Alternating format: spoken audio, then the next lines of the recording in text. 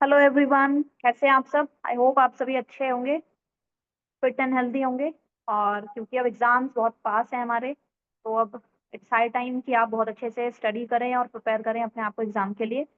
तो उसी तैयारी में थोड़ा सा सहयोग करने के लिए आप लोग की एक वर्कशॉप कराई जा रही है on your common subject, universal human values and professional ethics. और इसको अगर आप अच्छे से अटेंड करेंगे, इसमें जो भी आपका जितना भी इंपॉर्टेंट पोर्शन है सबको कवर किया गया है। तो अगर आप अच्छे से अटेंड कर लोगे तो बहुत अच्छे मार्क्स से आप पास हो सकते हैं।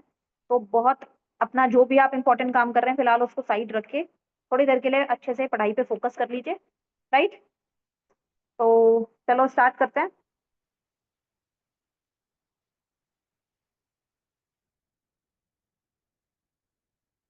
सबसे पहले हम 2 मार्क्स के जो इंपॉर्टेंट क्वेश्चंस हैं उनको देखने वाले हैं, उनको रिवीजन करने वाले हैं। Right. So here is the question number 1। List the 4 dimensions of beings. ठीक है, आपसे पूछा गया है कि 4 डायमेंशन बताओ बीइंग्स की। तो फर्स्ट वन, सबसे पहले तो आप देखो ये पॉइंट ही लिखो, the 4 dimension of the beings are commonly listed as, या आप कॉमनली लिस्टेड नहीं लिख पा रहे आर, नॉर्मल भी लैंग्वेज में आप लिख सकते हो। ठीक है। वन इज फिजिकल डायमेंशन, जिसमें आपके जो भी बॉडी पार्ट्स हैं, सपोज आपके हैंड्स, आपका माउथ, आपकी आईज, इन सब की बात की गई है। Second one is mental intellectual dimension, आपके मेंटल इंटेलेक्चुअल डायमेंशन की बात हुई है।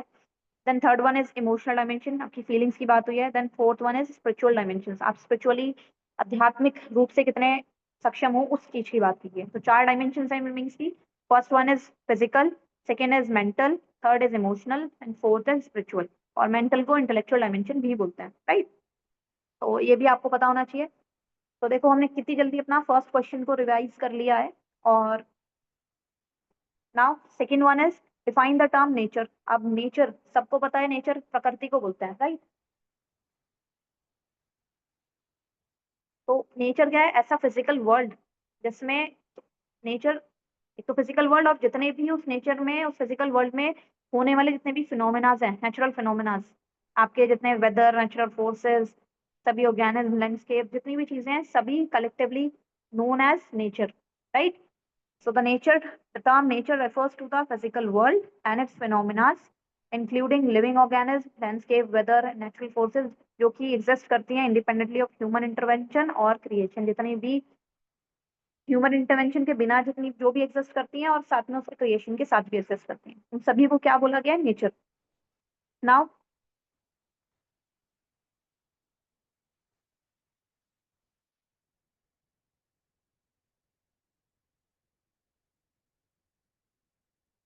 The third one is distinguish between consciousness unit and the material unit.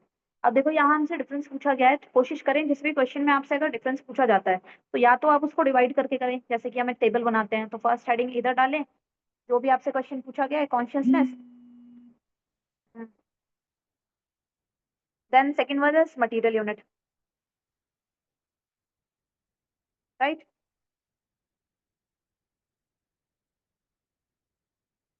सो सबसे पहले आप उसके बाद क्या करना है आपको?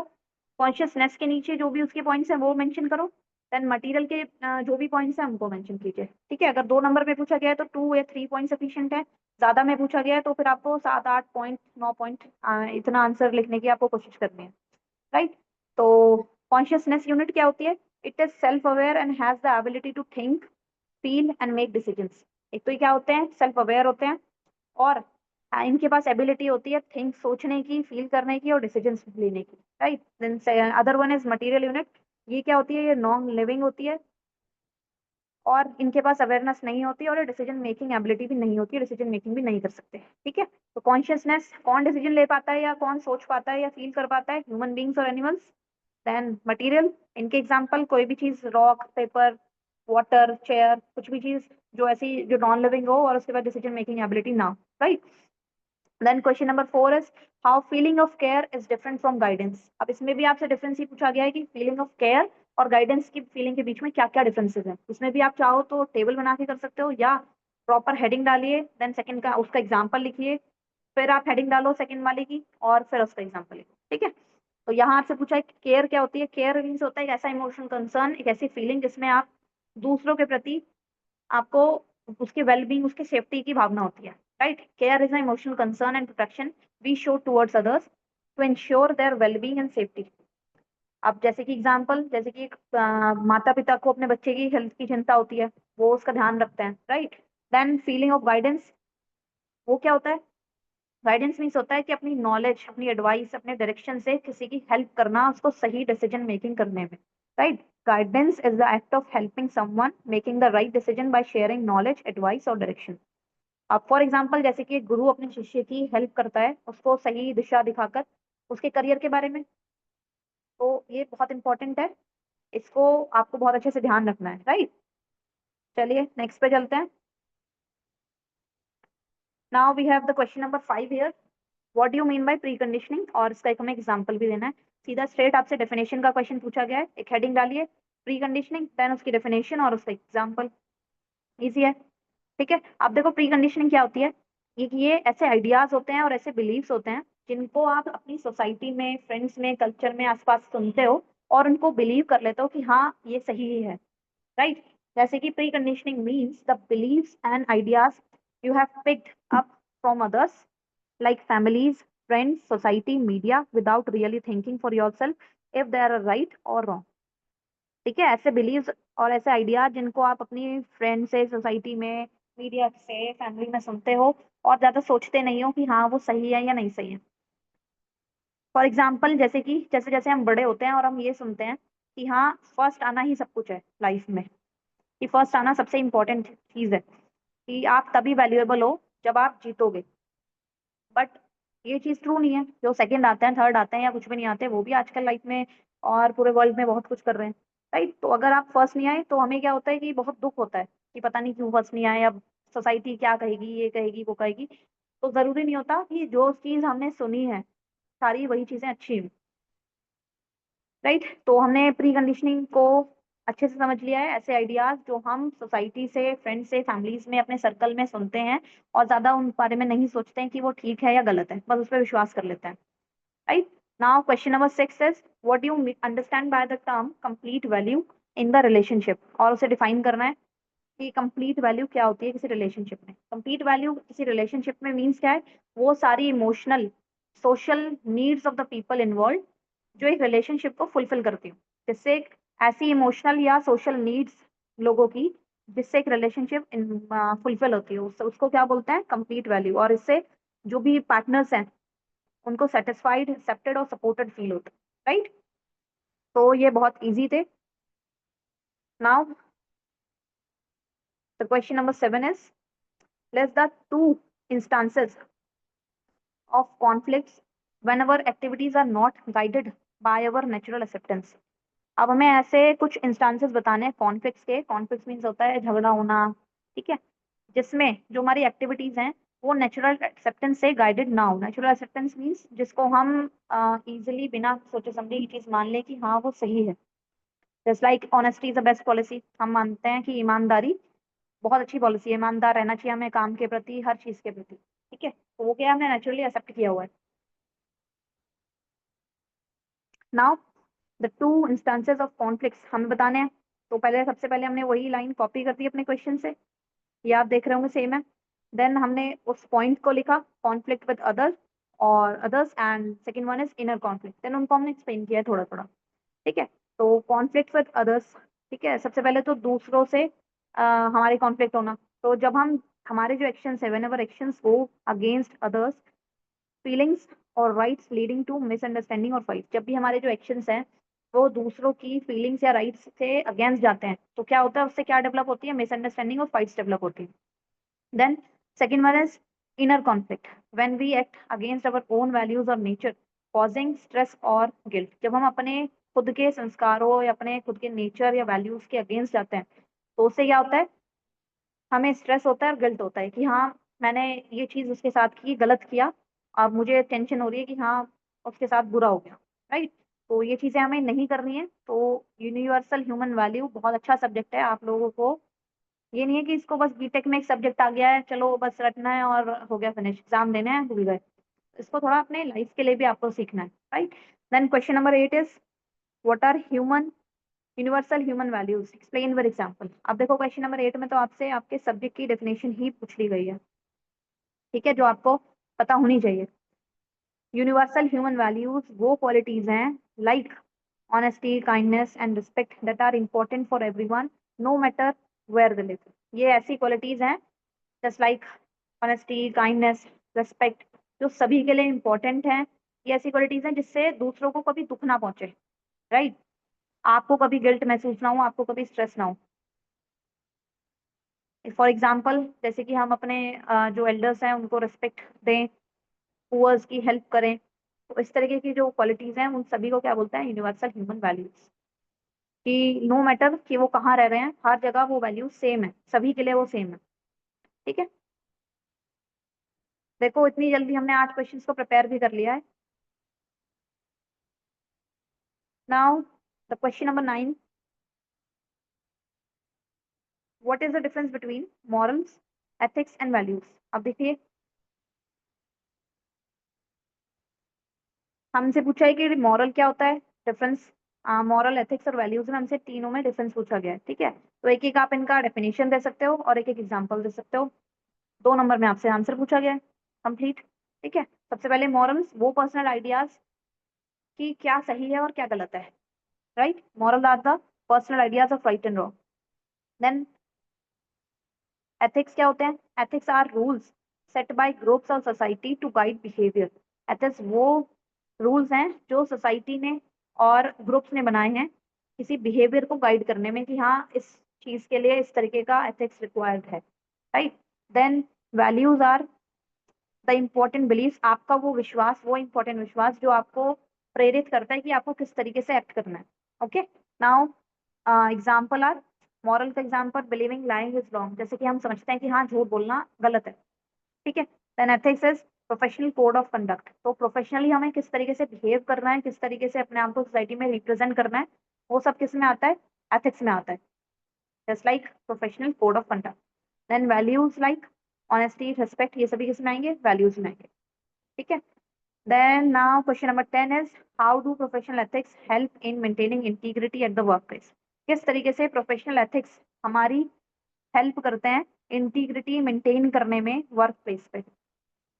तो प्रोफेशनल एथिक्स हमारी किस तरीके से मदद करता है? प्रोफेशनल एथिक्स गाइड एम्प्लॉयज, ये गाइड करता है एम्प्लॉयज को to do the right thing, सही चीज करने में, और even when no one is watching, जब कोई आपको ना भी देख रहा हो, एंड हेल्प प्रिवेंट डिसऑनेस्ट और अनफेयर प्रैक्टिसेस, जब कोई आपको ना भी देख रहा हो तब भी आप अच्छा ही करें, डिसऑनेस्ट ना हो और अनफेयर प्रैक्टिसेस ना करें, ये उस चीज में आपकी मदद करता है।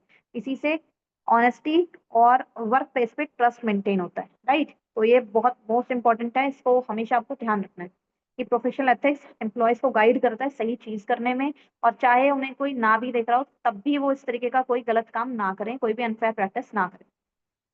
ओके, सो अब आपने देखा कि हमारे 2 मार्क्स के जो क्वेश्चन थे वो सभी कंप्लीट होते हैं, राइट? तो हमने 10 क्वेश्चन, और देखिए कितनी जल्दी जल्दी हमने सारे रेडी कर लिए हैं। तो सबसे पहले हमने पढ़ा था 4 डायमेंशंस ऑफ बीइंग्स, देन हमने नेचर के बारे में पढ़ा, कॉन्शियसनेस यूनिट, मटेरियल यूनिट, फिर फीलिंग ऑफ केयर और गाइडेंस के डिफरेंस के बीच पढ़ा हमने, देन प्री कंडीशनिंग पढ़ी, कंप्लीट वैल्यू पढ़ा। क्वेश्चन नंबर 7 में हमने कॉन्फ्लिक्ट्स के बारे में पढ़ा, देन क्वेश्चन नंबर 8 में यूनिवर्सल ह्यूमन वैल्यू की डेफिनेशन हो गई, क्वेश्चन नंबर 9 में मॉरल एथिक्स और वैल्यूज के बीच में डिफरेंस, एंड देन 10th में प्रोफेशनल एथिक्स किस तरीके से हमारी मदद करता है वर्क प्लेस पे इंटीग्रिटी को मेंटेन करने में, राइट? तो 10 क्वेश्चन कंप्लीट होते हैं जो कि हमारे 2 मार्क्स के लिए बहुत मोस्ट इंपॉर्टेंट है, राइट? तो अब 7 पास के क्वेश्चन को जल्दी से स्टार्ट करते हैं और जल्दी से ही कोशिश करेंगे कि इसको कंप्लीट करें। Okay, now the question number 1 is, जो कि मोस्ट इंपॉर्टेंट है, what do you understand by the term holistic development and critically analysis the role of education संस्कार इन होलिस्टिक डेवलपमेंट? सबसे पहले तो आपसे पूछा है कि होलिस्टिक डेवलपमेंट क्या होता है, ठीक है? तो सबसे पहले आप वही डिस्क्राइब करेंगे। देन आपसे पूछा है कि एजुकेशन संस्कार के क्या रोल है, क्या रोल है, उसको आपको होलिस्टिक डेवलपमेंट में डिस्क्राइब करना है, एनालाइज करना है, राइट? तो सबसे पहले तो देखो 7 मार्क्स का आपका क्वेश्चन है। अगर मैं सभी 7 मार्क्स के क्वेश्चन की बात कर रही हूँ, तो सबसे पहले जो भी आपसे चीज पूछी गई है उसकी डेफिनेशन लिखो। देन अगर आपसे कुछ पॉइंट वाइज पूछा गया है कि हाँ आगे भी जो भी आपसे सेकंड नंबर क्वेश्चन में पूछा हो, जैसे कि यहाँ पूछा है कि आपको एनालाइज करना है, ठीक है? तो आप क्या करो कि सबसे पहले जो भी पॉइंट्स आपके माइंड में आ रहे हैं उन सबको लिख लो, ठीक है? उससे क्या होगा, आपका जो पेजेस है ना वो ज्यादा कवर होंगे, ज्यादा कवर होंगे तो ज्यादा मार्क्स गेनिंग होंगे।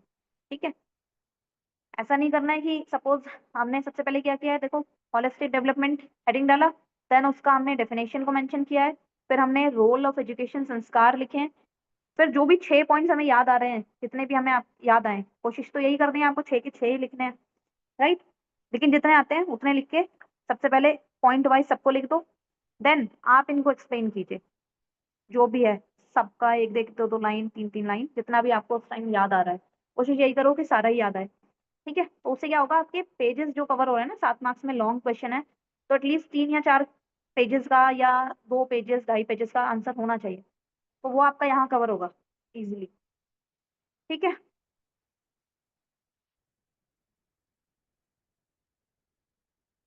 तो चलो सबसे पहले स्टार्ट करते हैं होलिस्टिक डेवलपमेंट।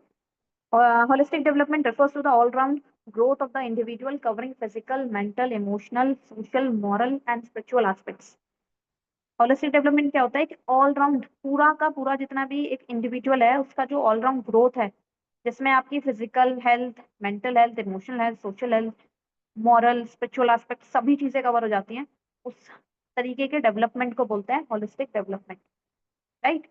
इसमें सभी चीजें इंक्लूडेड हैं, कौन कौन सा, physical, mental, emotional, social, moral, spiritual, right. Then it aims to cover develop a balance personality, इससे क्या होता है, एक बैलेंस पर्सनैलिटी डेवलप होती है आपकी, rather than focusing solely on academic knowledge. ऐसा नहीं होता कि सिर्फ एकेडमिक नॉलेज ही आपकी डेवलप हो रही है, एक बैलेंस पूरी एक पर्सनैलिटी में डेवलपमेंट होता है आपका, जो कि प्रोफेशनल पर्पज से भी बहुत मोस्ट इंपॉर्टेंट है बल्कि, राइट। नाउ हमसे पूछा है, अब डेफिनेशन पूरा होता है, ठीक है। Critically analysis the role of education संस्कार, कि क्या रोल है एजुकेशन संस्कार का होलिस्टिक डेवलपमेंट में, उसको हमें एनालाइज करना है, राइट। तो first point is moral and ethical growth. सबसे पहले तो ये हमारी हेल्प करता है मोरल और एथिकल ग्रोथ में। Second one is emotional and social skills. Third one is intellectual development. Fourth one is spiritual growth. Fifth one is physical wellbeing and six one is responsible citizen, right. तो देखो 6 points हमने यहाँ mention किए। अब हम देखेंगे next page पे, इनको हमने एक्सप्लेन किया हुआ है, और ऐसे ही एग्जाम में आपको भी करना है प्रॉपर हेडिंग के थ्रू, ठीक है। और हेडिंग जब बनाओ तो उनको अंडरलाइन भी जरूर करना है ताकि वो डिफरेंट दिखे। Okay, now the first one is moral and ethical growth. तो एजुकेशन संस्कार हमारी हेल्प किसमें करता है, इंटीग्रेट्स मतलब होता है बढ़ाना, वैल्यूज लाइक, ये एक इंडिविजुअल में डेवलप करता है किस तरीके से, किस तरीके की values, honesty, respect, compassion into learning, learning के प्रति ऑनेस्टी, ईमानदारी, रिस्पेक्ट, कंपैशन डेवलप करता है, और स्टूडेंट्स की हेल्प करता है एक स्ट्रॉन्ग मोरल फाउंडेशन को डेवलप करने में, right. Second is emotional and social skills. It encourages qualities like empathy, cooperation and tolerance, which are essential for social harmony and emotional well-being.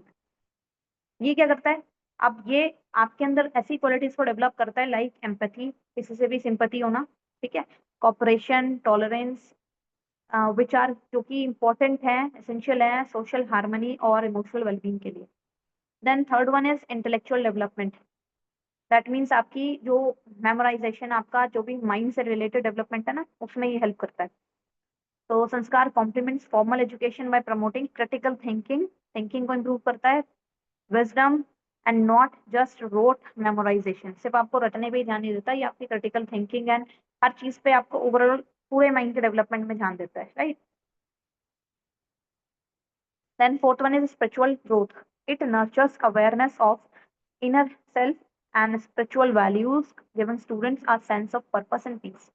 ये हेल्प करता है, ये बढ़ाता है, नर्चर मीन्स होता है बढ़ाना। It nurtures awareness of inner self, ये अपनी जो भी आपकी अंदरूनी वैल्यूज हैं, स्पिरिचुअल वैल्यूज हैं, आध्यात्मिक जो वैल्यूज हैं, उनको नर्चर करने में हेल्प करता है, उनके प्रति जागरूक आपको बनाता है, और आपको एक पर्पस देने में और शांति देने में हेल्प करता है, राइट। तो हमने देखो 4 पॉइंट रिवाइज किए हैं। First is moral and ethical growth, emotional and social skills, intellectual development, and fourth one is spiritual growth. Now, दो और बचते हैं, उन्हें भी जल्दी से करते हैं। Fifth is physical well-being. Sanskar promotes physical fitness and healthy habits through activities like yoga and sports, essential for overall development. Right? So, sanskar physical wellbeing से आपको याद आ जाना चाहिए हमारी फिजिकल बॉडी के बारे में बात कर रहा है, हमें हेल्थी बनाने के बारे में बात कर रहा है, ठीक है। तो वो हमें किस तरीके से फिजिकली फिट बनाने में हेल्प करता है, हेल्थी हैबिट्स हम डेवलप करें उसमें हमारी हेल्प करता है, लाइक योगा एंड स्पोर्ट्स के प्रति हमें जागरूक बनाता है। Then sixth one is responsible citizenship. जब हम सिटीजनशिप की बात कर रहे हैं तो मतलब अपने देश के प्रति बहुत अच्छा, अपने सोसाइटी के प्रति अवेयर हो रहे हैं, राइट। तो it inculcates a sense of social responsibility, environmental awareness, and community service, preparing students to contribute positively to society, ताकि हम सोसाइटी को पॉजिटिवली कंट्रीब्यूट कर पाए। सोशल रिस्पॉन्सिबिलिटी आपके अंदर डेवलप करता है, एक इन्वायरमेंटल अवेयरनेस आपके अंदर हेल्प करता है, देन कम्युनिटी सर्विस, ताकि लोगों की ज्यादा से ज्यादा मदद कर पाए, उस तरीके की सेंस ऑफ रिस्पॉन्सिबिलिटी आपके अंदर डेवलप करने में हेल्प करता है एजुकेशन संस्कार, राइट। तो 6 पॉइंट्स हमने देखो कवर कर लिए। नाउ अब हमें उसको एनालाइज और करना है, बस छोटा सा आंसर था और फिर फिनिश, ठीक है। चलो फर्स्ट पॉइंट इज एजुकेशन संस्कार help balance academic knowledge with values and life skills essential for real world success. तो ये हमारी हेल्प करता है बैलेंस एकेडमिक नॉलेज और साथ में लाइफ स्किल्स के बारे में हमें अच्छी नॉलेज हो, जो कि रियल वर्ल्ड में बहुत जरूरी है, right. Then second one is however in many schools academic pressure limits time given to sanskar activities.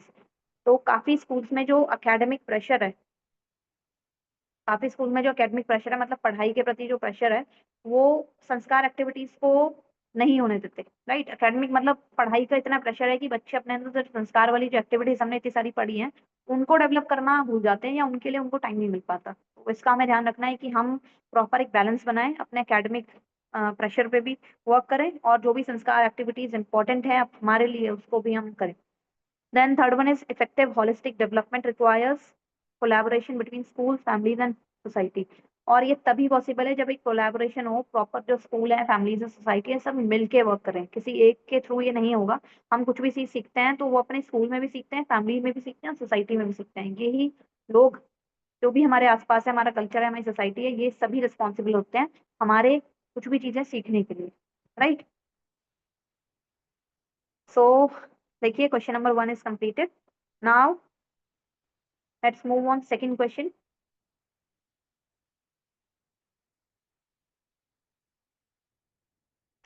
Analyze the problems that arise when we try to fulfill the needs of the self with the needs of the body, material things.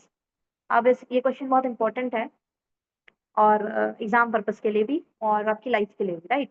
तो हमसे ये पूछा है कि आप ऐसी problems को analyse करो जो उस टाइम अराइज होती हैं जब आप अपनी सेल्फ की नीड्स को भी पूरा करना चाहते हो और बॉडी की नीड्स को भी पूरा करना चाहते हो। अब सेल्फ यहाँ कौन है? सेल्फ मतलब है कि आपके आध्यात्मिक, आपका जो स्पिरिचुअल डेवलपमेंट है, आय, उसकी बात यहाँ की गई है। और बाकी जो नीड्स की बात हुई है वो बॉडी के नीड्स की बात हुई है, ठीक है। तो अब हमें इसको देखना है। तो problem when needs of the self are fulfilled by material things, इसको देखते हैं। First one is temporary satisfaction. सबसे पहले तो टेम्पररी सेटिस्फेक्शन आता है कि हाँ जो material possessions provide only short-term happiness and cannot satisfy deeper emotional or spiritual needs, leading to feelings of emptiness. कि जब हम मटेरियल अपने जो नीड्स हैं, मटेरियलिस्टिक नीड्स हैं, बॉडी की नीड्स हैं, उनको फुलफिल करते हैं तो वो सिर्फ शॉर्ट टर्म हैप्पीनेस के लिए है, राइट। वो हमें इतना डीपर इमोशनल हमारी स्पिरिचुअल नीड्स को सेटिस्फाई नहीं कर सकती हैं, तो जिससे हमें जो एम्प्टीनेस है ना, खालीपन की फीलिंग आती है। Then second one is loss of true identity. Relying on material things for self-worth causes people to identify themselves by position rather than their inner qualities. अगर हम ज्यादा material things पे रिलाई करते हैं, ज्यादा उन पे डिपेंडेंट हो जाते हैं, तो जो हमारी अपनी जो शक्ति है या अपनी जो इनर क्वालिटीज है उन्हें हम भूल जाते हैं, राइट। तो हमारी जो ट्रू आइडेंटिटी है वो हमारी मटेरियल थिंग्स की वजह से नहीं है, जो हमारे अंदर की जो क्वालिटीज हैं उनके लिए है, उनकी वजह से है, ठीक है। तो making that self esteem fragile, जैसे कि जो हमारी सेल्फ एस्टीम होती है ना, वो फ्रजाइल मतलब टूट जाती है। Then third one is emotional stress and anxiety. अब इससे क्या होता है? एंग्जाइटी और इमोशनल स्ट्रेस कोई डेवलप हो गई, जब हमारी सेल्फ स्टीम पे प्रहार होगा तो अटैक होगा, राइट। तो chasing material success often leads to pressure, stress and mental tension instead of peace and happiness. तो ज्यादा अगर हम मटेरियल सक्सेस के पीछे भागते हैं तो उससे ही सब क्या डेवलप होता है, प्रेशर, स्ट्रेस और मेंटल टेंशन ही डेवलप होती है, राइट, ना कि शांति और खुशी हमें मिलती है। Then fourth one is neglect of inner growth. अब अगर हम ज्यादा focusing too much on material gains ignores emotional, moral and spiritual development resulting in an unbalanced personality. अगर हम ज्यादा मटेरियल गेन्स की तरफ ध्यान देते हैं तो इससे क्या होता है, हम इग्नोर कर देते हैं अपने इमोशनल, अपने मॉरल, अपने स्पिरिचुअल डेवलपमेंट को, जिससे हमारा क्या होता है, अनबैलेंस पर्सनैलिटी डेवलपमेंट होता है। ठीक है, तो ज्यादा मटेरियलिस्टिक चीजों के पीछे हमें नहीं भागना है, बल्कि जो भी spiritual development, emotional, moral development है उसके लिए हमें मेहनत करनी है। तो हमने देखो चार ऐसी प्रॉब्लम्स को पढ़ा है। अभी आगे और पढ़ते हैं कि first is temporary satisfaction, loss of true identity, then emotional stress and anxiety, neglect of inner growth, right. Then other one is fifth is addiction to consumption, trying to fulfill emotional gaps with material things can cause compulsive buying and overconsumption and creating financial and social problems. अगर हम emotional अपने जो gaps हैं उनको material things से पूरा करने की कोशिश करते हैं तो उससे कुछ नहीं होता, केवल ओवर कंजप्शन और फाइनेंशियल और सोशल हमारी जो प्रॉब्लम्स हैं वो डेवलप होती हैं। Six one is superficial relationships, material possessions cannot replace genuine human connections and trying to do so result in shallow और ट्रांजैक्शनल रिलेशनशिप्स। तो इससे क्या होता है कि मटेरियलिस्टिक जो रिलेशनशिप्स होती हैं उनमें ज्यादा ह्यूमन कनेक्शंस नहीं बन पाते, वो खाली और खोखली रह जाती हैं वो रिलेशनशिप्स, राइट, वो सिर्फ एक ट्रांजैक्शन का जरिया रह जाती हैं और उससे ज्यादा कुछ नहीं। तो हमें ऐसा वर्क करना है कि हम ज्यादा मटेरियलिस्टिक चीजों पे डिपेंड ना करके अपने इनर डेवलपमेंट, इमोशनल डेवलपमेंट, अपने मॉरल जो चीजें हैं ना उन पे, वैल्यूज पे ध्यान दें। अपने आप को इस तरीके की पर्सनैलिटी अपनी बनाए कि हमारे वैल्यूज बहुत अच्छे हों। Then seventh one is environmental impact. Over emphasis on material fulfillment leads to overuse of resources, environmental degradation affecting society at large. तो इससे क्या होता है, ज्यादा अगर हम मटेरियलिस्टिक चीजों पर डिपेंड करते हैं तो इससे ओवर यूज ऑफ रिसोर्सेज होता है, हम रिसोर्सेज को ज्यादा यूज करते हैं, तो जितना आप ज्यादा ओवर यूज करोगे रिसोर्सेज का उतना ही डिग्रेडेशन होगा एनवायरमेंट का, और उसी से सोसाइटी को अफेक्ट भी करेगा बहुत ही लार्ज स्केल पर, राइट। तो नाउ देखो अब क्वेश्चन नंबर सेकंड हम कंप्लीट कर चुके हैं, जिसमें हमसे पूछा गया था कि आपको बताना है कि अगर आप नीड्स ऑफ द सेल्फ को फुलफिल करने की ट्राई करते हो with the needs of the body तो क्या क्या प्रॉब्लम अराइज होती है, राइट। तो हमने फर्स्ट हमने पढ़ा टेम्पररी सेटिस्फेक्शन, देन हमने पढ़ा second loss of true identity, third one is emotional stress and anxiety, fourth one is neglect of inner growth, second is addiction to consumption, sixth is superficial relationship, seventh is environmental impact, right। सात हमने points पढ़े हैं और इनको अच्छे से आपको ready करना है एग्जाम पर्पज से। और कोशिश ये करनी है कि पहले आप सबको नाम को डिस्क्राइब करना है, सबसे पहले नाम लिखना सबके। सात पॉइंट आपके नाम आ गए, ठीक है, तो सात आठ लाइन आपके आराम से कवर हो जाएंगी उसमें। देन आप पॉइंट वाइज 1 2 3 4 5 6 7 इनको जितने भी पॉइंट्स हैं ये सबको फिर डिस्क्राइब करना, तो इससे पेपर जो टेकिंग होगा ना, पेपर की जो कवरिंग होगी वो ज्यादा होगी, ठीक है। Now the third one, what define reverence, हमसे रिवरेंस पूछा गया है, explain how excellence is different from to be special and leads towards a harmonious society. सबसे पहले हम रिवरेंस को डिफाइन करेंगे, देन हमसे पूछा है कि किस तरीके से जो एक्सेलेंस है वो डिफरेंट है स्पेशल होने से, ठीक है, एक्सेलेंस और स्पेशल होने के डिफरेंस हमसे पूछा गया है इन दोनों में, और फिर हमसे पूछा है कि ये दोनों किस तरीके से लीड करते हैं हार्मोनियस सोसाइटी की तरफ।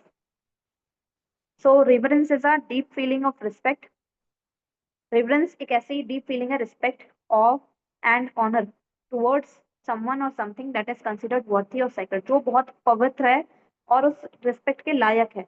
बहुत सारी ऐसा सम्मान जो हम हमारे अंदर किसी के प्रति है, राइट, जैसे कि अपने गुरु के प्रति होता है, ठीक है। It involves recognising the value and dignity of others और सर्टेन प्रिंसिपल्स और treating them with care and humility. फिर हम क्या करते हैं, उनके लिए हमारे मन में सम्मान होता है, वैल्यूज होती हैं, सिद्धांत होते हैं, और उन्हें हम एक केयर से और ह्यूमिलिटी के प्रति हम उनको ट्रीट करते हैं, राइट। तो रिवरेंस क्या है, किसी के प्रति बहुत अच्छी रेस्पेक्ट होना, बहुत डीप फीलिंग होना रिस्पेक्ट की, सम्मान होना, ठीक है, किसी पवित्र के प्रति। तो वो सबसे ज्यादा जो एग्जाम्पल इसका सबसे अच्छा है वो गुरु के लिए ही होता है, कि हमारे मन में जो भी हमें अपने गुरु और माता पिता इनके प्रति होता है, राइट। नाउ अब हमें देखना है कि नेक्स्ट पेज पे कि एक्सीलेंस किस तरीके से डिफरेंट है टू बी स्पेशल होने से। तो देखो यहाँ दो पॉइंट्स आपको दिए गए हैं, first is excellence, then being special. तो देखो एक्सीलेंस में लिखा है, the excellence means striving to do your best by improving your skills.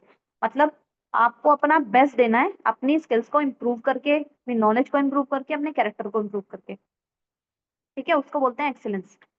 It focuses on personal growth, ये आपकी पर्सनल ग्रोथ पे फोकस करता है। आप चाहो तो आप इट के बाद इसको सेकंड पॉइंट भी बना सकते हो, फर्स्ट पॉइंट तो बना लो कैरेक्टर तक, ठीक है, एंड सेकंड पॉइंट आप बना सकते हैं इट फोकसेस से लेके। It focuses on personal growth and fulfilling one's potential without comparison to others. ये सिर्फ आपके डेवलपमेंट पे, आपकी जो पर्सनल ग्रोथ है उस पे वर्क करता है, आपके पोटेंशियल को इंक्रीज करने पे वर्क करता है। इसमें नहीं होता कि आपको दूसरे से बेहतर बनना है, आपको सिर्फ बेहतर बनना है, वो होता है excellence. Excellence is about giving your best consistently and sincerely. Okay. Then being special. अब being special क्या होता है sir? Being special means wanting to stand out और be different from others. इसमें यह है, आपको दूसरों से कंपैरिजन करना है, दूसरों से बेहतर बनना है, राइट। तो एक्सेलेंस और बीइंग स्पेशल में बहुत अच्छा डिफरेंस क्या है? सबसे बड़ा डिफरेंस कि एक्सेलेंस तो आपका अच्छा होना है, बट किसी दूसरे से अच्छा नहीं होना, सिर्फ अच्छा होना है, ठीक है। आप श्रेष्ठ बनो, तो जरूरी नहीं है दूसरे से अच्छे बनो, आप अपने लिए श्रेष्ठ बनो। बट बीइंग स्पेशल में क्या होगा? आपको स्पेशल बनना है, दैट मीन्स दूसरों से अलग बनना है, डिफरेंट बनना है। ऑफन टू गेन अटेंशन, ताकि आपको अटेंशन मिले, रिकॉग्निशन मिले और सिक्योरिटी मिले। Then it's more about being unique, आपको यूनिक रहना है और बेटर देन अदर्स, दूसरों से better. Sometimes leading to pride और कंपटीशन, और कभी कभी इसमें प्राइड भी आ जाता है और कंपटीशन भी डेवलप होता है, राइट। जब हम दूसरों से कंपटीशन करेंगे तो भाई डेवलप तो हो रहा है कंपटीशन। देन हमसे पूछा है कि किस तरीके से जो एक्सेलेंस है वो लीड करता है, वो कदम बढ़ाता है किस तरफ? बढ़ाता है हार्मोनियस सोसाइटी बनाने में हेल्प हमारी करता है। तो when individual focus on excellence rather than just being special, कि अगर इंडिविजुअल सिर्फ अपने आप को एक्सेलेंट बनाने पे कोशिश करे, ना कि स्पेशल बनाने पे, तो इससे क्या होगा? They work on self improvement. एक तो वो अपने आप, अपने जो सेल्फ इम्प्रूवमेंट है उस पर वर्क कर पाएंगे विदाउट बीइंग जेलस, बिना जेलस हुए, बिना किसी राइवलरी के, किसी दुश्मनी के बिना। तो जिससे क्या होगा? कॉन्फ्लिक्ट्स नहीं होंगे, झगड़े नहीं होंगे। Then second one is the respect others, दूसरों के एफर्ट्स और वैल्यू कॉपरेशन, वैल्यू को भी और कॉपरेट करेंगे, ठीक है, दूसरों के एफर्ट्स की रिस्पेक्ट करेंगे, उनकी वैल्यू को रिस्पेक्ट करेंगे। Then next one is excellence encourages humility and team work. अब इससे क्या होता है? ह्यूमिलिटी और टीम वर्क इंक्रीज होता है, विच स्ट्रेंथन सोशल बॉन्ड्स, ठीक है। Then such attitude foster mutual respect, और इससे क्या होता है? म्यूचुअल रिस्पेक्ट बढ़ती है, ट्रस्ट बढ़ता है, यूनिटी बढ़ती है, और एक पीसफुल और हार्मोनियस सोसाइटी के लिए ये तीनों चीजें बहुत मोस्ट इंपॉर्टेंट है, राइट। तो देखो हमने इस एक ही क्वेश्चन में कितनी सारी चीजों को कवर कर लिया। सबसे पहले तो हमने रिवरेंस पढ़ा कि बहुत अच्छी डीप फीलिंग ऑफ रिस्पेक्ट किसी के प्रति होना, जैसे कि गुरु को जैसे कि शिष्य को अपने गुरु के प्रति होती है।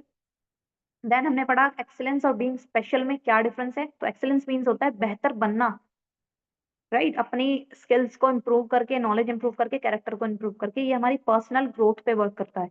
और जबकि बीइंग स्पेशल क्या होता है? आपको यूनिक बनाने की तरफ लेके जाता है, कि आप बेहतर बनो, वो दूसरों से बेहतर बनो, यूनिक रहो, राइट। अब एक्सेलेंस किस तरीके से हार्मोनियस सोसाइटी की तरफ जाता है, कैसे हेल्प करता है एक हार्मोनियस सोसाइटी को बिल्डअप करने में? सबसे पहले तो एक्सेलेंस सेल्फ इंप्रूवमेंट पे वर्क करता है, जिसमें जेलसी की कोई जगह नहीं होती, जिसकी वजह से कॉन्फ्लिक्ट्स नहीं होते। Second one is the respect others. इसमें क्या होता है कि हम दूसरों के एफर्ट्स को भी वैल्यू करते हैं, उनकी रिस्पेक्ट करते हैं। Other point is excellence encourages humility and teamwork which strengthen social bonds। इससे क्या होता है? टीम वर्क इंक्रीज होता है और सोशल बॉन्ड्स आपके मजबूत होते हैं। Other one is such attitude foster mutual respect, trust and unity, essential for a peaceful and harmonious society, right। तो नाउ तीन क्वेश्चन हमने इतनी जल्दी कंप्लीट कर लिए हैं, तो अब अगले क्वेश्चन की तरफ चलते हैं। जिसमें आपसे पूछा गया है क्रिटिकली एनालिसिस द स्टेटमेंट। हमें एनालाइज करना है स्टेटमेंट को, जो स्टेटमेंट हमें दी गई है, our senses can not be the source of continuous happiness. कि हमारे जो सेंसेस हैं, सेंसेस क्या होते हैं, जैसे कि हमारे आँख, कान, नाक, आईज, नोज, ये सब, वो सोर्स नहीं हो सकते कॉन्टिन्यूस हैप्पीनेस का। ठीक है, मतलब हमें पूरी लॉन्ग लास्टिंग हैप्पीनेस नहीं दे सकते। And give the program for the continuity of happiness as discussed in the books. और हमें कुछ प्रोग्राम भी डिस्कस करने हैं ताकि जो हमारी हैप्पीनेस है वो कॉन्टिन्यूस रहे। ठीक है, सबसे पहले तो आप वो स्टेटमेंट लिखो आंसर में कि आपको क्या स्टेटमेंट को एनालाइज करना है। Critical analysis of the statement, our senses can not be the source of continuous happiness, इसको हमें एनालाइज करना है। ठीक है, अब दिस स्टेटमेंट हाईलाइट्स अ की इनसाइट। सबसे पहले तो ये स्टेटमेंट क्या हाईलाइट करती है वो बताओ। कि वाइल सेंसरी एक्सपीरियंस, जैसे कि खाना,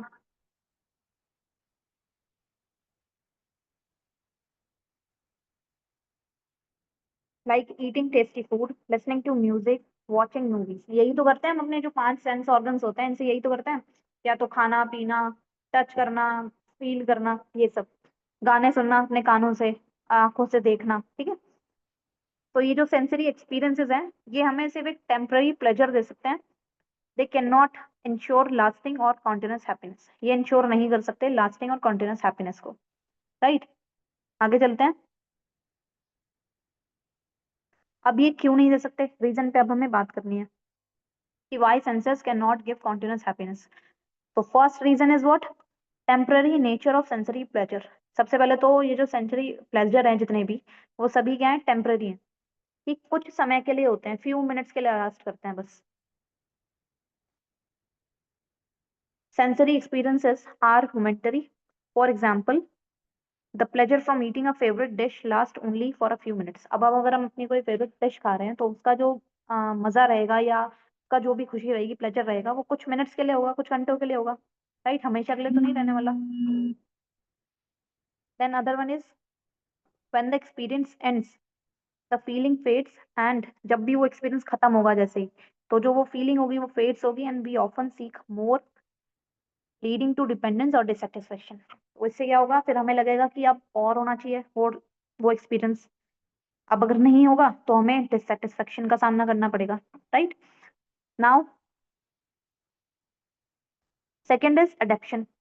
repeated exposure to the same stimulus reduces its pleasure. अगर हम बहुत दिन तक, अब सपोज ये क्या कहना चाह रहा है, अगर मैं लगातार कई दिनों तक, सपोज मुझे आम खाना बहुत पसंद है, अब मैं अगर सुबह भी आम खा रही हूँ, आफ्टरनून में भी आम खा रही हूँ, नाइट में भी आम खा रही हूँ, ठीक है, नेक्स्ट डे भी फिर मैंगो, तीनों चारों टाइम चल रहा है मैंगो मैंगो मैंगो, तो क्या होगा, एक टाइम ऐसा आएगा 2-3 दिन में कि अब मुझे मैंगो से थोड़ा नफरत होनी स्टार्ट हो जाएगी, फिर मेरा मैंगो खाने का मन नहीं करेगा।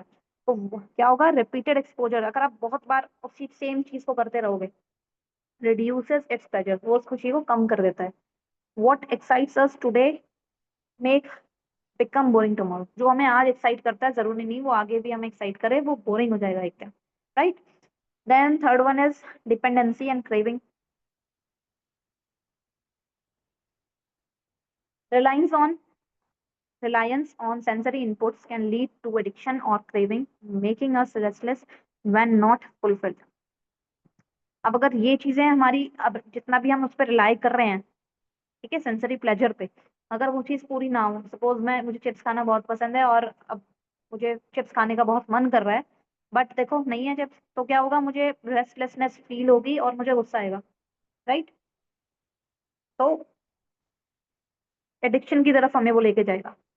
Then fourth one is external control. अब sensory pleasures depend on external conditions like food, entertainment, people.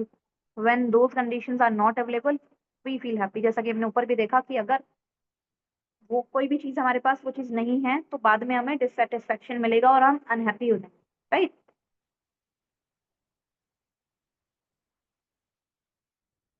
तो हमने सबसे पहले तो देखा कि वो स्टेटमेंट क्या कहना चाह रही थी, उसको एक्सप्लेन किया कि हाँ, ये जो सेंसरी एक्सपीरियंसेस हैं, like watching movies, tasting food, then listening to music, ये सिर्फ एक टेम्पररी प्लेजर हमें देती हैं, लॉन्ग लास्टिंग हैप्पीनेस हमें नहीं प्रोवाइड करती। ठीक है, फिर हमने रीजन को देखा कि वो रीजंस क्या क्या है। सबसे पहले तो temporary nature of sensory pleasure, then adaption, हमें अगर हम बार बार उसी चीज को करते रहेंगे तो हमें आप एक दिन वो चीज बोरिंग लगेगी, ठीक है। देन डिपेंडेंसी और क्रेविंग, हम उस पर डिपेंडेंट हो जाएंगे, एडिक्शन की तरफ लेके जाएगा।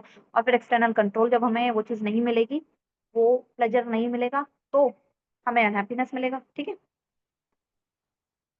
देन हमसे उस क्वेश्चन में पूछा गया है कि प्रोग्राम हमें बताने हैं कुछ जो हमें हैप्पीनेस की तरफ लेके जाते हैं, कॉन्टिन्यूस हैप्पीनेस की तरफ लेके जाते हैं, राइट। तो देखो जल्दी जल्दी इनको भी कर लेते हैं, थोड़ा देर की और बात है, बस कंप्लीट होने वाला है फिर। सेल्फ एक्सप्लोरेशन, ठीक है। तो ये हमसे क्या बोलता है, इंक्वायर इनटू योर थॉट्स। सबसे पहले तो अपने विचारों को समझो, अपने जानो, फीलिंग्स को जानो, अपने बिहेवियर को समझो। Then understand the difference between the needs of the body and the needs of the self. Self means आपकी माइंड, आपकी कॉन्शियसनेस, आपके अंतरात्मा की आवाज को, उसकी नीड्स को समझो, और बॉडी की नीड्स को समझो। उन दोनों के बीच का फिर डिफरेंस आप समझिए, right. Then second one is living with right understanding. आपको क्लैरिटी होना चाहिए, develop clarity about what is naturally accepted to you. क्या आपके लिए नेचुरली एक्सेप्टेबल है, लाइक लव, ट्रस्ट और रिस्पेक्ट।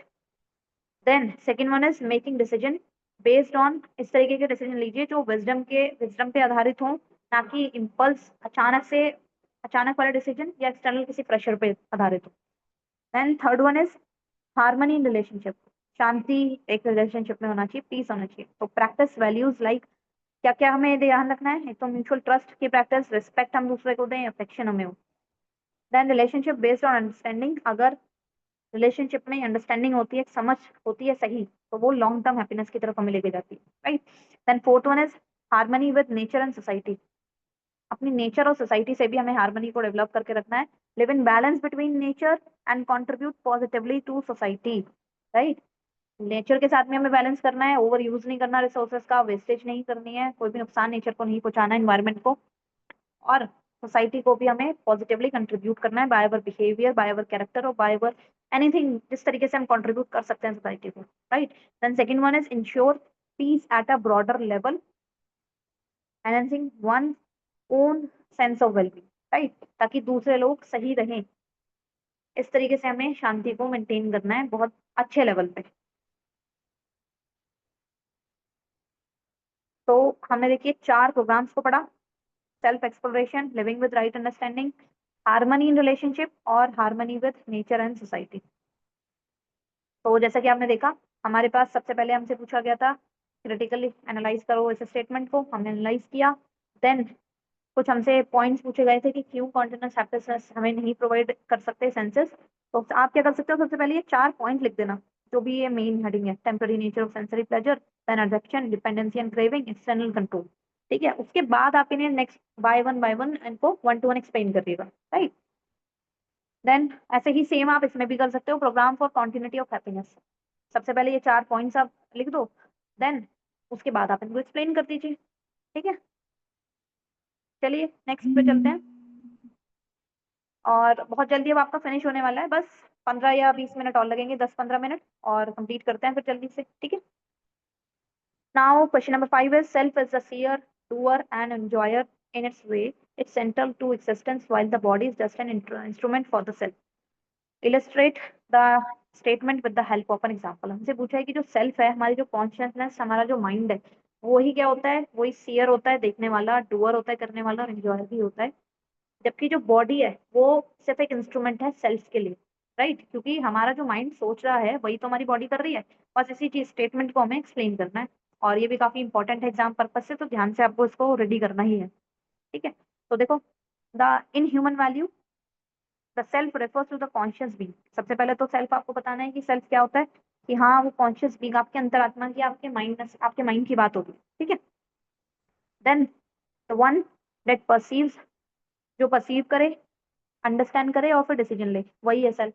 और फिर एक्सपीरियंस भी करे उस आउटकम को, जो भी उसने डिसीजन लिया उसका क्या रिजल्ट आया, उसको एक्सपीरियंस भी वही करेगा। जबकि जो बॉडी है वो तो एक फिजिकल सिस्टम है जिसे यूज कर रहा है सेल्फ। भाई अगर मैं खाने के लिए सोच रही हूँ कि हाँ मुझे भूख लग रही है, अब मुझे कुछ खाना है, I want to eat something, ठीक है, तो मेरी बॉडी क्या कर रही है, मेरे आगे सिर्फ खाना रखा है, मैं उसको यूज कर रही हूँ अपने हैंड्स को, एंड ताकि जो खाना है वो मेरे माउथ तक चला जाए, मेरे पेट तक चला जाए, राइट। तो मेरा माइंड एक तरीके से इंस्ट्रक्शन दे रहा है बॉडी को कि आप ये करो। तो क्या हुआ, इसीलिए जो बॉडी है वो सेल्फ का एक इंस्ट्रूमेंट है। तो अब हमें रोल्स ऑफ द सेल्फ देखना है। तो सबसे पहले फर्स्ट है सीयर। तो सीयर मीन्स देखने वाला, ऑब्जर्वर, जो ऑब्जर्व करे। तो the self observe both the outer world. अब आउटर वर्ल्ड को भी और इनर वर्ल्ड को भी जो हमारा सेल्फ है वो ऑब्जर्व करता है। आउटर वर्ल्ड को हम कैसे देख पा रहे हैं? अपने आंखों के थ्रू, ठीक है। देन इनर वर्ल्ड को भी अपने थॉट्स, उनको समझना, फीलिंग्स को समझना, डिजायर्स को समझना, ठीक है। और वो अवेयर होता है कि क्या चीज हो रही है। Then second one is decision maker. The self evaluates and decides what to do. Self ही है जो इवेल्युएट करता है और डिसाइड करता है कि क्या करना है। The body carries out the actions. और जो बॉडी है वो कैरी आउट करती है एक्शंस को, लाइक खाना पीना, चलना, राइटिंग, स्पीकिंग एक्सेट्रा, ठीक है। बहुत सारी चीजें हो सकती हैं। Then third one is enjoyer and experience. The self feel the result. फिर इतना सब करने के बाद, जो भी हम एक्टिविटी कर रहे हैं उसके बाद जो भी रिजल्ट आएगा उसको भी इंजॉय कौन करेगा? सेल्फ ही इंजॉय करेगा। जॉय, सैडनेस, पीस, स्ट्रेस, जो भी हमारे एक्शंस और अंडरस्टैंडिंग के बेसिस पे होगा उस समय, राइट। तो सबसे पहले हमने इसको कंप्लीट किया अपने फर्स्ट को, राइट, जिसमें हमने सेल्फ के जो भी रोल्स हैं उनको डिस्क्राइब किया। अब एक एग्जाम्पल भी हमने लिया है। वो क्या लिया है? एग्जाम्पल, कोई पब्लिक स्पीकिंग का सिनेरियो है जहाँ पे पब्लिक स्पीकिंग हो रही है कि आपको कोई स्पीच देनी है। Imagine you are about to give a speech in front of your class. Suppose आप अपनी क्लास के सामने खड़े हैं, और ये बहुत सारे बच्चों के साथ हुआ भी होगा क्लास में कि आपको किसी टॉपिक पे बोलना है, ठीक है। तो सीयर यानी यू, द सेल्फ क्या करेगा? Become aware of the situation and feel nervousness और कॉन्फिडेंस। अब जो आप होंगे, आपकी आपकी बॉडी, जो आपका इनर सेल्फ है, कॉन्शियसनेस है, आपके अंतरात्मा, आपका जो माइंड है, उसको नर्वसनेस होगी या कॉन्फिडेंस फील होगा, राइट। या तो वो तैयार होगा उस स्पीच के लिए कि भाई मैं किस तरीके से बोलूंगा, मैं तैयार हूँ, या उसको नर्वसनेस होगी। Second one is doer. You decide whether to go ahead और अवॉइड द स्पीच। फिर आप डिसाइड करोगे कि आपको आगे जाना है या अवॉइड करना है स्पीच को। If you choose to proceed, अगर आप चूज करते हो कि हाँ भाई चलो मुझे स्पीच देनी है, तो आप, आपका जो सेल्फ है, आपकी जो माइंड है, वो बॉडी को इंस्ट्रक्शन देगा कि चलो स्टार्ट करो, ठीक है। फिर आप खड़े हो जाएंगे एंड किसी भी टॉपिक पे, जो भी आपको टॉपिक दिया गया होगा उसको बोलना स्टार्ट कर देंगे, और अपने एक्शंस को भी स्पेसिफाई करेंगे, जो भी जेस्चर्स होंगे उसके थ्रू।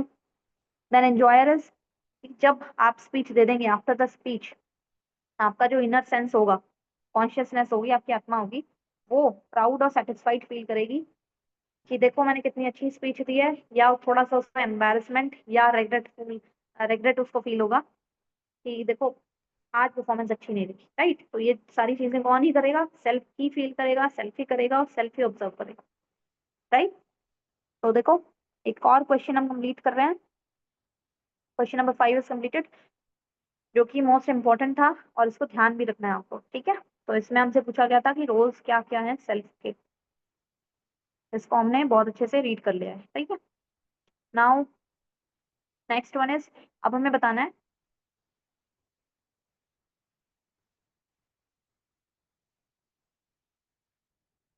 कि define trust. Question number 6 is define trust. How is trust the foundation of relationship.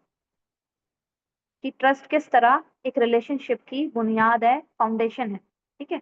और ये भी मोस्ट इंपॉर्टेंट क्वेश्चन है, बहुत अच्छे से इसको रेडी करेगा। नाउ ट्रस्ट हमने फर्स्ट हेडिंग को बिल्ड किया। Then trust is the reliance on the integrity. Trust क्या है? इंटीग्रिटी, आपकी ईमानदारी, आपका स्ट्रेंथ है, ताकत है, एबिलिटी और कैरेक्टर ऑफ अ पर्सन, उस पर्सन की एबिलिटी है, कैरेक्टर है और entity. It involves believing that the other person will act in ways that are dependable, honest or in alignment with your best interests, ठीक है। तो विश्वास क्या है? एक तरीके से उस पर्सन की ईमानदारी, उसकी स्ट्रेंथ, उसका कैरेक्टर कि कितना अच्छा है, वो आपके भले के लिए कितना कर सकता है, आपके इंटरेस्ट में कितना कर सकता है, कितना ईमानदार है आपके इंटरेस्ट के प्रति, ठीक है। तो वही सब क्या होता है? ट्रस्ट, जो कि बहुत इंपॉर्टेंट है किसी भी रिलेशनशिप में। अब now, how trust is the foundation of relationship. सबसे पहले हमें ये रीड करना है कि किस तरीके से, जो हमसे क्वेश्चन नंबर 2 पूछा गया है कि किस तरीके से ट्रस्ट एक फाउंडेशन है किसी भी रिलेशनशिप की। First is it ensures emotional safety. तो जैसा कि मैंने आपको हर क्वेश्चन में बताया कि सबसे पहले जो भी पॉइंट है, आप पॉइंट को लिखो। पॉइंट जितने भी 4 हो, 5 हो, 7 हो, जितने आपको याद आ रहे हैं सब पॉइंट्स लिखो, ठीक है। देन आपको एक्सप्लेन करना, उनको स्टार्ट करना है। और उससे ये भी फायदा होगा कि अगर आप पहले पॉइंट्स लिखते हो ना, तो बाद में अगर एक आधा भूल भी जाते हो तो वहाँ फर्स्ट जो पॉइंट्स आपने लिखे हैं उनके थ्रू आपको याद भी आ जाता है, ठीक है। सबसे पहले इंश्योर्स इमोशनल सेफ्टी। इसमें आपको क्या बोला गया है? The trust forms the bedrock of emotional security. In relationship. Trust सबसे पहले क्या फॉर्म करता है? इमोशन रिलेशनशिप में इमोशनल सिक्योरिटी का फाउंडेशन बिल्ड करता है। जब हम किसी पे विश्वास करते हैं, when we trust someone we feel safe enough to open up. हम उसके सामने अपनी जो भी फीलिंग्स हैं सारी की सारी खोल के रखने के लिए सेफ फील करते हैं। एक्सप्रेस जितने भी वल्नरेबिलिटीज हैं, जितने भी पर्सनल थॉट्स हैं, विदाउट हमें ये कोई डर नहीं होता कि वो हमें जज करेगा या धोखा देगा, right. Emotional safety is essential for any deep connection, जो कि इमोशनल सेफ्टी क्योंकि बहुत जरूरी है किसी भी डीप कनेक्शन के लिए। Then second one is promotes open communication, ये ओपन कम्युनिकेशन को प्रमोट करता है। तो in a trusting relationship communication flows freely and honestly. People are more likely to share their true thoughts, feelings, and concerns because they believe the other person will be understanding, non-judgmental, and supportive. This openness fosters understanding and avoid misunderstandings. तो इसमें क्या होता है कि people जो भी लोग हैं वो अपने थॉट्स को, जो अपने सच्चे थॉट्स हैं उनको शेयर करने में, अपनी फीलिंग्स, अपने कंसर्न्स, क्योंकि जो भी सामने वाला पर्सन है वो उनको समझता है, नॉन जजमेंटल है, यानी उन्हें जज नहीं करेगा और सपोर्ट ही करेगा, या अगर कुछ गलत होगा तो उसके लिए उनको समझाएगा, ठीक है। और इसी से क्या होता है, इसी ओपननेस से आपकी अंडरस्टैंडिंग बढ़ती है और मिसअंडरस्टैंडिंग खत्म होती है, अवॉइड होती है, ठीक है। Then encourages mutual support. अब इससे क्या बढ़ता है? म्यूचुअल सपोर्ट भी आपका इंक्रीज होता है, ठीक है। Trust fosters a sense of reliability in the relationship, इससे एक रिलायबिलिटी आपकी रिलेशनशिप में आती है। When people trust one another, जब एक दूसरे पे लोग ट्रस्ट करते हैं, they know that they can count on each other for support in difficult times.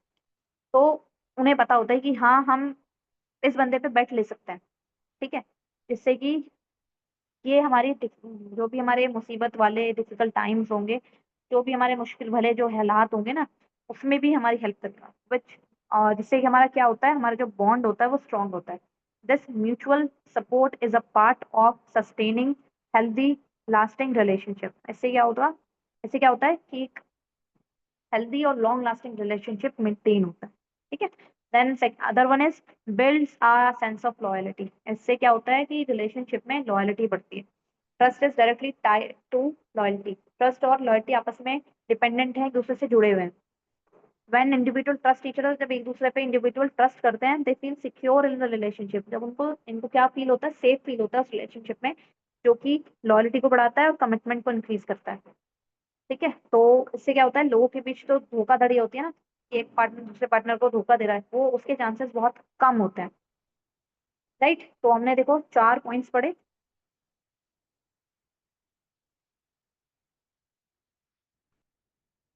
Other one is facilitates conflict resolution. इससे क्या होता है कि जो भी झगड़े वाली जो सिचुएशन है वो कम होती है। Disagreements are inevitable in any relationship, but देखो डिसएग्रीमेंट्स बहुत सारे रिलेशनशिप में होते हैं कि अगर मैं किसी टॉपिक पे अग्री कर रही हूँ, हो सकता है सामने वाला पर्सन ना उस टॉपिक पे अग्री करे, बट क्या होता है कि अगर हम एक दूसरे पे विश्वास करते हैं तो उस चैलेंज को भी हम पार कर लेते हैं। अगर हम एक दूसरे पे, if both the parties trust each other, they are more likely to work together to resolve those conflicts constructively. तो जो भी वो कॉन्फ्लिक्ट्स हुए हैं, डिसएग्रीमेंट है, हम उसको सॉल्व करने की तरफ जाते हैं विद अ शेयर्ड अंडरस्टैंडिंग। जो भी बात करने से सोल्यूशन निकलेगा हम उसकी तरफ जाते हैं, इससे क्या होता है, झगड़े रिजॉल्व होते हैं। Then strengthens commitment and loyalty. Trust nurtures commitment. एक तो ट्रस्ट कमिटमेंट बढ़ाता है, लॉयल्टी बढ़ाता है। अभी मैं पीछे भी देखा, when people trust one another they are more likely to stay committed to a relationship. अगर एक दूसरे पे विश्वास होता है लोगों को, तो उस रिलेशनशिप की तरफ कमिटमेंट जो होती है वो और ज्यादा होती है, और invest in its long term success, और वो लॉन्ग टर्म तक चलती है। Trust makes both parties feel secure in it to deepen their emotional investment, right. तो ट्रस्ट क्या करता है, दोनों पार्टीज में जो भी इमोशनल इन्वेस्टमेंट होता है उसको बढ़ाने की तरफ लेके जाता है। Other one is encourages forgiveness. अब इसमें क्या होता है, माफी देने की जो एबिलिटी होती है वो भी इंक्रीज होती है। Trust allows for givenness in relationship, ठीक है। व्हेन मिस्टेक्स आर मेड, जब भी गलतियां हो जाती है रिलेशनशिप में, तो trusting individuals are more likely to forgive and move forward. तो इससे क्या होता है, अगर ट्रस्टिंग लोगों के बीच है तो एक दूसरे को हम अच्छे से जल्दी माफ कर पाते हैं। They believe that the other person intentions are good. हम जानते हैं कि उस पर्सन की इंटेंशन सही थी, बस गलती हो गई है, तो हम उसे इजिली माफ कर पाते हैं, जिससे हार्मनी मेंटेन होती है और जो भी बॉन्ड है दोनों के बीच का वो भी स्ट्रॉन्गर होता है, राइट। तो देखिए 6 क्वेश्चन बहुत जल्दी हमने फिनिश कर लिया, और जो बहुत अच्छा क्वेश्चन था और बहुत इजी क्वेश्चन था ट्रस्ट के बारे में, तो बहुत सारी चीजें और भी लिख सकते हैं, ठीक है। तो ट्रस्ट सबसे पहले तो क्या है, एक एबिलिटी, इंटीग्रिटी उस पर्सन की, कैरेक्टर, राइट। देन हमने पढ़ा कि किस तरीके से ट्रस्ट फाउंडेशन बिल्ड करता है, फाउंडेशन है रिलेशनशिप भी, किसी भी रिलेशनशिप के लिए। सबसे पहले तो हमने पढ़ा ensure emotional safety, then promotes open communication, encourages mutual support, builds a sense of responsibility, loyalty. Then other one is facilitates conflict resolution, then strengthens commitment and loyalty, encourages forgiveness. ठीक है, बहुत इजी क्वेश्चन था और बहुत अच्छा question था, इसको अच्छे से आपको रेडी करना है। Then the last question of the workshop, ठीक है, नाउ कम्स, और बहुत इजी है ये भी, ठीक है, and important for the exam purpose. So इसको भी अच्छे से रेडी करना है, और बस 5 मिनट में लेक्चर को, वर्कशॉप को हम कंप्लीट करते हैं। थोड़ी देर और जुड़े रहिए पूरे उतने ही फोकस के साथ, right. Question number 7 is explain the basic guidelines for value education, और एनालाइज करना है कि क्यों इंपॉर्टेंट है। एक तो हमें वैल्यू एजुकेशन की बेसिक गाइडलाइंस बतानी है, और हमें बताना है कि वो क्यों इंपॉर्टेंट है। तो सबसे पहले देखिए बेसिक गाइडलाइंस हमें बतानी है, तो सबसे पहले वही आपको सेम करना है, मैं बार बार रिपीट कर रही हूँ कि साथ जितने भी आपको पॉइंट्स याद आ रहे हैं उनको पहले लिख लो, ठीक है, देन उनको एक्सप्लेन करना, आपको 1 to 1 स्टार्ट करना है। तो the first one is understanding core values, ठीक है, आपसे आपको बोला गया है अंडरस्टैंडिंग, फर्स्ट पॉइंट आता है understanding core values, teach values like, तो हमें क्या पढ़ाना है, हमें बच्चों को या जो भी हमारे सामने है उस पर्सन को बताना चाहिए honesty, respect, fairness, kindness and responsibility, right. Second one is critical thinking के बारे में हम इंकरेज करें स्टूडेंट्स को, encourage students to think about their actions and how they affect other. हमें उन्हें बताना चाहिए कि अपने एक्शंस को लेके कुछ भी करने से पहले पहले वो 2-3 बार सोचें तब उसे करें, कि उस एक्शन को करने से दूसरे पे क्या फर्क पड़ेगा। Third one is practical application, student should practice values in everyday situation, not just learn about them, ठीक है। तो वैल्यूज को केवल प्रैक्टिस, सिर्फ सीखना सीखना नहीं है या सिर्फ पढ़ना नहीं है, उनको प्रैक्टिस भी करना है अपनी एवरीडे सिचुएशंस में, अपनी डेली लाइफ, तभी आप सीखेंगे, ठीक है। Then fourth one is positive environment, create a respectful classroom where everyone's opinions and values are considered. एक इस तरीके का क्लासरूम आप अपने आसपास बिल्डअप कीजिए। क्लासरूम सिर्फ यही नहीं जो बच्चे पढ़ते हैं सिर्फ उन्हीं का ही क्लासरूम नहीं, अपने आसपास का जो भी इन्वायरमेंट है, अगर आप 5 लोग किसी ऑफिस में टीम में वर्क कर रहे हैं तो उस टीम को भी यहाँ बोला गया है क्लासरूम, ठीक है, जहाँ हर किसी का ओपिनियन और वैल्यूज मैटर करते हो।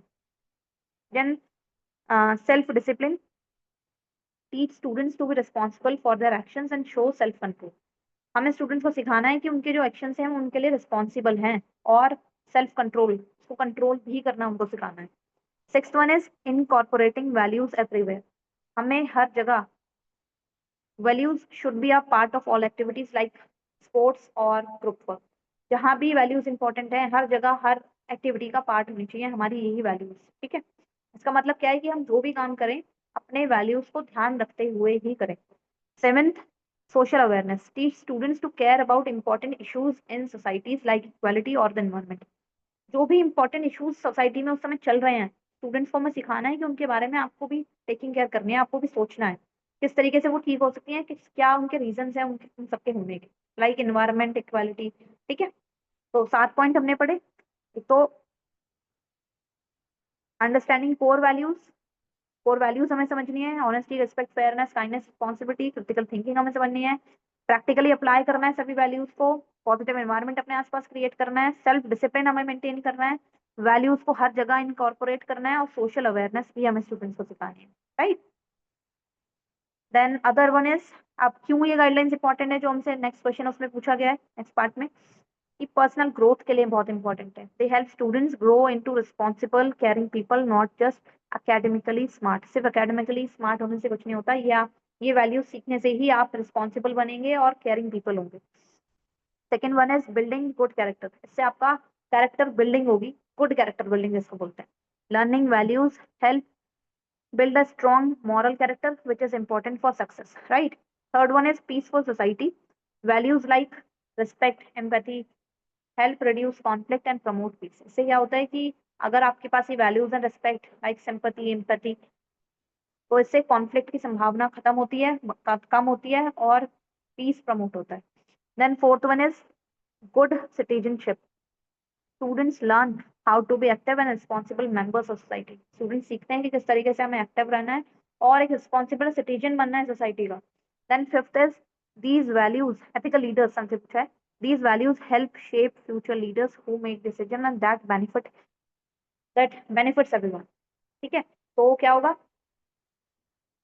ये वैल्यूज ही हमारी हेल्प करती हैं ऐसे फ्यूचर लीडर्स को बनाने में, जो आगे डिसीजन लेने वाले हैं, आगे हमारी गवर्नमेंट या लीडर्स बनने वाले हैं, जो दूसरों को बेनिफिट करे। राइट, तो क्यों ये डिसीजन, जो गाइडलाइंस है ये हमारी इंपॉर्टेंट है, एक तो पर्सनल ग्रोथ के लिए, building good character, peaceful society, good citizenship, and then ethical leaders. Okay, then तो कंप्लीट होती है। आप देखिए इसमें हमने अपने 7 मार्क्स के जो भी इंपॉर्टेंट क्वेश्चन थे उनको स्टडी कर लिया है, जो भी 2 मार्क्स के इंपॉर्टेंट क्वेश्चन थे उनको स्टडी कर लिया है। राइट, तो बहुत अच्छे से अब आपका काम ये है कि आप सभी इन सभी क्वेश्चंस को बहुत अच्छे से रिवाइज करें, प्रॉपर इनको लिख लिख के देखें। कई कई बार हेडिंग आपको प्रॉपर मेंटेन करनी है, कोशिश ये करनी है कि राइटिंग बहुत नीट एंड क्लीन हो आपकी। ठीक है, कॉपी को आंसर जो शीट होती है उसको जितना आप मेंटेन करके लिखेंगे, डिसिप्लिन में लिखेंगे, उतना अच्छा इंप्रेशन आपके एग्जामिनर पे जाता है। राइट, तो सबसे पहले हमने 10 क्वेश्चन किए, दो दो मार्क्स के, जिसमें हमने 4 डायमेंशंस, नेचर समझा क्या होता है, कॉन्शियसनेस और मटेरियल यूनिट में डिफरेंस देखा। देन फोर्थ क्वेश्चन में हमने केयर की फीलिंग और गाइडेंस में डिफरेंस देखा। देन हमने प्री कंडीशनिंग देखी। सिक्स में कंप्लीट वैल्यू क्या होती है रिलेशनशिप में। फिर हमने क्वेश्चन नंबर 7 में कॉन्फ्लिक्ट्स देखे। 8th में हमने ह्यूमन वैल्यू की डेफिनेशन को देखा। 9th में हमने मॉरल एथिक्स और वैल्यूज में डिफरेंस किया। और फिर हमने 10th में देखा कि किस तरीके से प्रोफेशनल एथिक्स हमारी हेल्प करता है इंटीग्रिटी मेंटेन करने में वर्क प्लेस पे। राइट, फिर हमने 7 मार्क्स के क्वेश्चंस को, जो भी इंपॉर्टेंट क्वेश्चंस हैं उनको स्टडी किया कि होलिस्टिक डेवलपमेंट क्या होता है। तो सबसे पहले उसमें हमने होलिस्टिक डेवलपमेंट की डेफिनेशन को बता दिया। फिर जो भी हमसे पूछा है कि एनालाइज करो द रोल ऑफ एजुकेशन संस्कार इन होलिस्टिक डेवलपमेंट। ठीक है, तो हमने एजुकेशन संस्कार के जो भी रोल है उसको स्पेसिफाई किया, उसको एक्सप्लेन किया नेक्स्ट हमने, और फिर उसको क्रिटिकली एनालाइज किया। देन सेकंड क्वेश्चन में हमसे पूछा गया था कि वो प्रॉब्लम्स आपको बतानी है कि जिसमें हम सेल्फ की नीड्स को जब फुलफिल करने की कोशिश करते हैं with the needs of the body, तो क्या क्या प्रॉब्लम अराइजेस होती हैं, वो सब हमें बतानी थी, वो हमें एक्सप्लेन करी with points. Then third one is reverence, जिसमें हमने समझा कि एक deep feeling of respect and honour किसी के प्रति होना उसको बोलता है रिवरेंस, और किस तरीके से फिर एक्सीलेंस और स्पेशल होना डिफरेंट है। राइट, और किस तरीके से फिर एक्सीलेंस लीड करता है हार्मोनियस सोसाइटी की तरफ, ये चीज हमने रीड करी। देन हमने क्वेश्चन नंबर 4 में समझा किस तरीके से सेंसेस जो है हमें एनालाइज करना था इस स्टेटमेंट को, senses can not be the source of the continuous happiness. Right, और फिर हमने कुछ उसके प्रोग्राम्स को भी रीड किया। Then fifth one is the most important question, जो कि था सेल्फ ही सीयर होता है, डूअर होता है, एंजॉयर होता है। बॉडी तो सिर्फ एक इंस्ट्रूमेंट है सेल्फ का। राइट, इसको हमने प्रॉपर, हमने जो भी सेल्फ के रोल्स हैं सबको स्पेसिफाई किया with a proper example. Then हमने ट्रस्ट, क्वेश्चन नंबर 6 में ट्रस्ट समझा, और किस तरीके से ट्रस्ट एक फाउंडेशन है किसी भी रिलेशनशिप की, उसको हमने पढ़ा। देन क्वेश्चन नंबर 7 में हमने बेसिक गाइडलाइंस वैल्यू एजुकेशन के लिए क्या क्या है उनको एक्सप्लेन किया और एनालाइज किया कि क्यों ये इंपॉर्टेंट है। ठीक है, तो thank you everyone, now all the best for your exams. बहुत अच्छे से आपको एग्जाम देने हैं, और प्रॉपर जितना भी आपको वर्कशॉप कराई जा रही है, जितनी आज कराई गई है और आगे कराई जाएगी, उसको अच्छे से आपको रीड करना है, लिख लिख के आंसर्स को प्रैक्टिस करना है, क्योंकि हम याद तो कर लेते हैं बट एग्जाम में जाके भूल जाते हैं, तो कोई फायदा नहीं है। अच्छे से इसको प्रॉपर एक टाइम देके रीड करें और प्रैक्टिस करना है। राइट, तो थैंक यू एवरीवन।